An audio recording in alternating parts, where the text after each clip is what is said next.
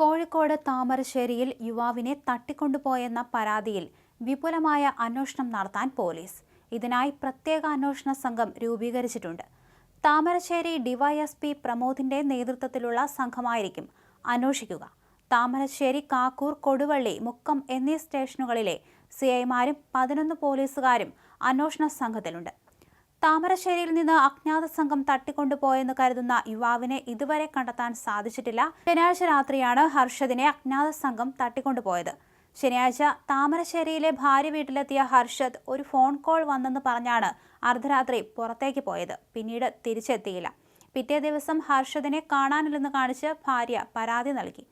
എന്നാൽ ഇതേ ദിവസം തന്നെ ഹർഷദിനെ വിട്ടയക്കണമെങ്കിൽ 10 ലക്ഷം രൂപ മോചനദ്രവ്യം ആവശ്യപ്പെട്ട് വീട്ടുകാർക്ക് ഫോൺ കോൾ വന്നു.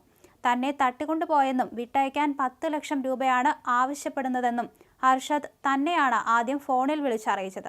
തൊട്ടു പിന്നാലെ മറ്റൊരാൾ കൂടി ഫോണിൽ സംസാരിച്ചു. 10 ലക്ഷം നൽകണമെന്നായിരുന്നു ഇയാളുടെയും ആവശ്യം. ആ വിവരവും ബന്ധുക്കൾ താമരശ്ശേരി പോലീസിന് കൈമാറിയിരുന്നു.